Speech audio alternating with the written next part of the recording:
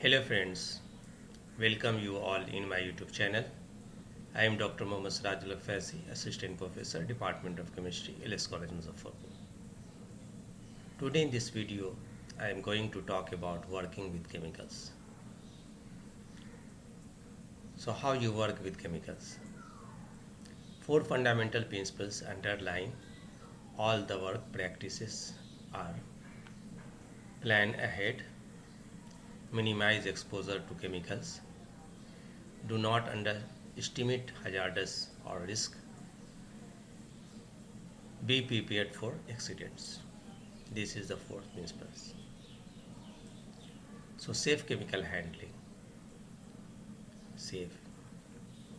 You see, you see here. If you are working in the laboratory, you should be like that.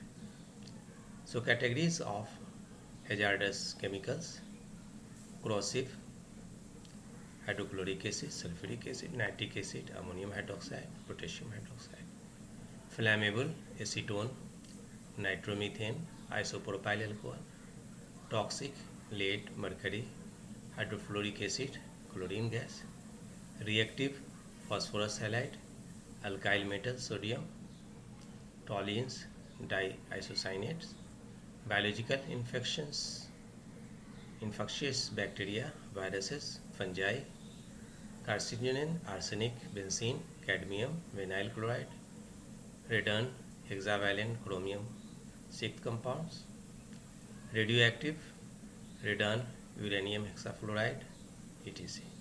So this is the all chemicals are toxic, but these are more toxic. So method for reducing chemical exposure: safety data sheet. Before coming to lab, you just read about the chemicals. You see the instructions. You wear all these boots, glasses. Handling flammable substance. Avoid contact with the body part. Dehydrations reactions occurs from whitish patch on body. Only transfer to approved container. Bond all receiving container. Clean up spills and dispose of waste product properly.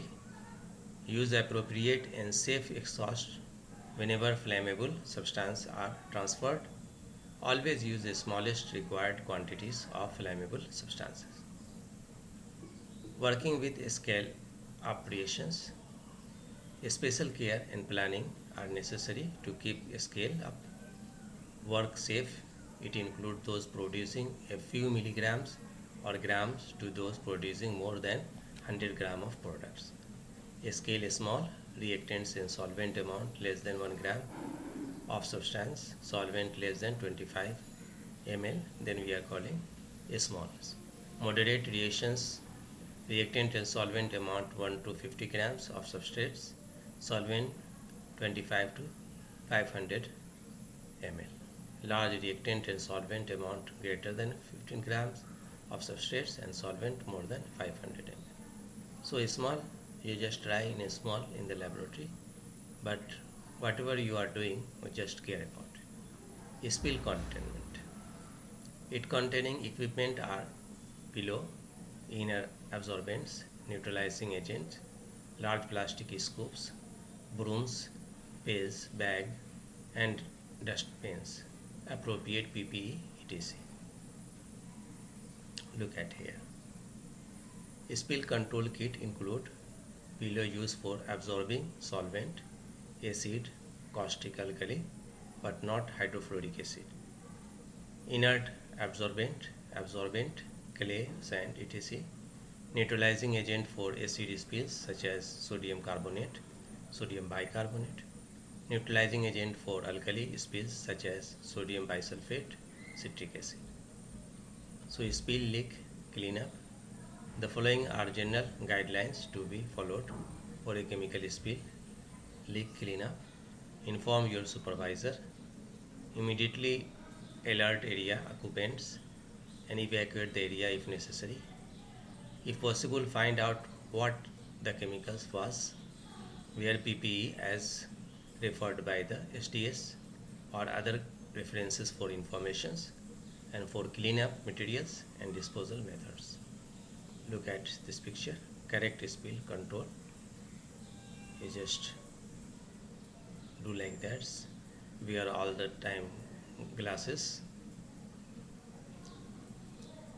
Working with biohazard materials, biohazard organism or products of organism that present a risk of human. Biohazards are inherently different from chemicals, physical agents, carcinogens. Evaluation and control biological hazards by using gloves, mask, positive pressure, personal suits, ultraviolet light rooms, etc. Like that. Working with flammable chemicals. Keep container closed when not in use. Keep away from ignition source. Avoid contact with incompatible materials. Only transfer to approved container. Bond all a certificate of debt receiving container. Clean up spills and dispose of waste properly. Working with reactive or explosive chemicals. An explosive occurs when a materials undergo a rapid reactions that results in a violent release of energy. Use the minimum amount of hazardous material with adequate shielding and personal protections. Keep emergency equipment at hand. So friend, hope this video will be helpful to you if you are working in the laboratory or any industries. If you like this video, then subscribe my channel